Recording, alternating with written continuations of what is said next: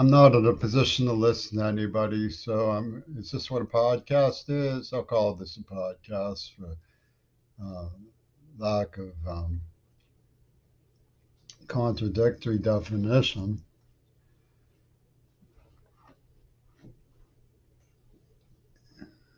What I want to talk about is I'm not in a position to make any comments or criticisms per se about Native American culture, but I do know nativism, and I know that there are, you know, hillbillies who like to pad their resume with the claim that they have Native American blood and so forth. Um, Sometimes it is a mark of distinction. Sometimes it's um, misappropriation. I don't know the Native American mentality from tribe to tribe, so I can't really speak in critical review, but I do recognize the inhumanity demand that I read about when I read Native American history, and more in the loss of such things as the ancient Silk Road of Cahokia. And I'm troubled, deeply troubled by some of the genocidal stories, just as I see the same problem in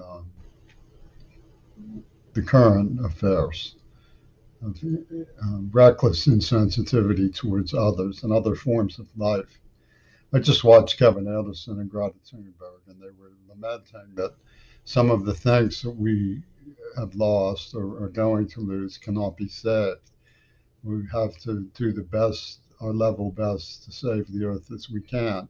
But we've already fooled ourselves into doing terrible damage to ourselves and the planet and other species.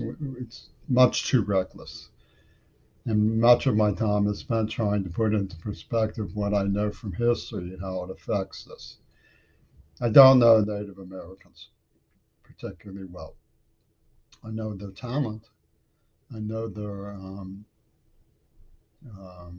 some of them, the ones that I've met, have been very talented, sympathetic, endearing, welcoming people, unassuming. I don't have anything good or bad particularly to say about Native Americans because I don't know very much about them. I know that they're doing things to help prepare for disasters so that the Pacific Northwest doesn't get stuck not knowing what to do in the event of a Katrina similar incident here. And I'm proud of my research that I know this. Um, but I do know Seattle, and I know how the Native American system of thinking in Seattle's Green Party has focused on me morbidly and obsessively as a sort of bastardization of Gramsci's War of Position and Warhol's 15 minutes of fame. The Native Americans had a quip about gold being the metal that drives the white man crazy. Well, 15 minutes, they opened my poetry reading is what drives the maniacs of Seattle crazy. It's the moment of recognition or fame, 15 minutes of attention, drives them mad as hatters. Um,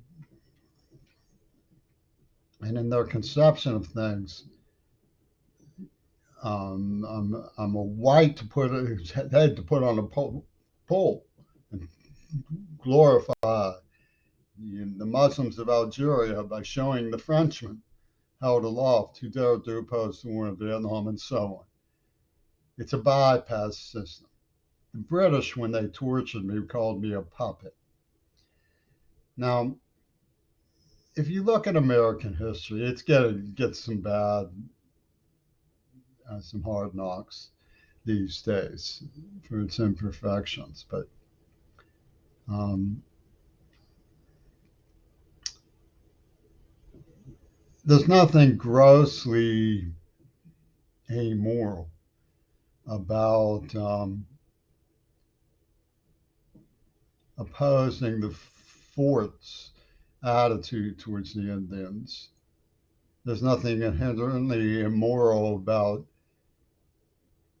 arguing and demonstrating in favor of Black people getting fair access to admissions in higher education.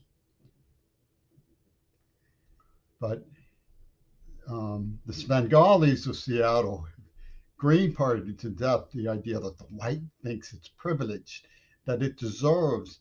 We're supposed to like it because it opposed segregation. The white is the devil hypocrite. And behind this are people who are white, who tortured me as a child horribly, and then went around like Sean Brooks and Mike Zellis. Psst, psst, psst, psst, and started this whisper campaign among people who called me a rumor monger for reporting John Schulman's deaths. And they get the post office people to come daggering Kennedys. I mean, it's really Ripper mayhem.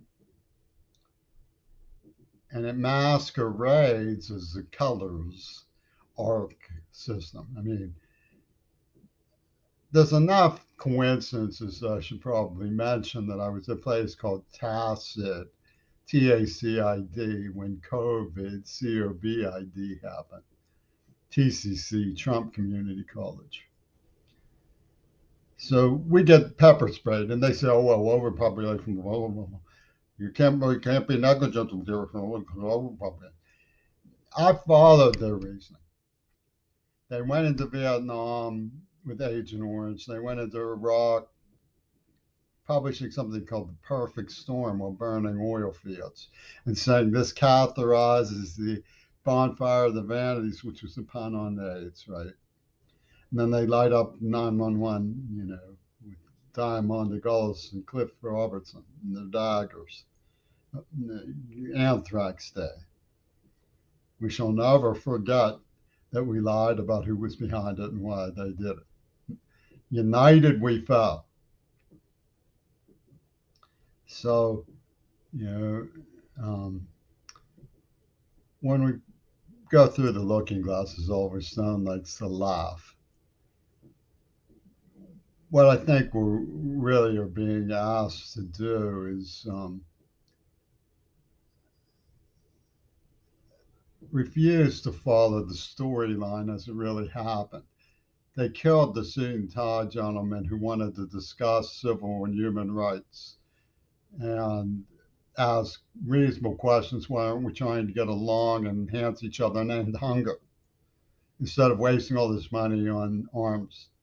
The Israelis were doing like this here about the nature of reality, and the Beatles were sending drugs and sex pimps out to beat up the children and push them into harm's way. And they said you can either go with hair or you can go with Godspell and napalm in Vietnam. And Michael Sowers is going to follow every whisper and spread every rumor and lie about every detail for Sean Brooks. Ha ha ha. And Peter Gabriel's going to send in an agent hickey from New York's Kremlin, and they're going to lick your chops. The virgin that you thought you were good enough for. And Sean Brooks and Salas are going to say, "See why we did Mount Desert Island? See why we did Mount Desert Island?" And Exxon's going to say, "Zarth is an equal opportunity survivalist committee." So what they did was tax and spend, tax and tax, spend and spend. And they did this draconian choose your side, choose your side, choose your side. Don't fight, kill each other, go kill each other, go hate each other. After COVID, they did it again because they had this parameter staked out. Now, that's not totally NATO, so it won't inherently start World War III. That's not inherently Russia, so it's not necessarily going to start World War III.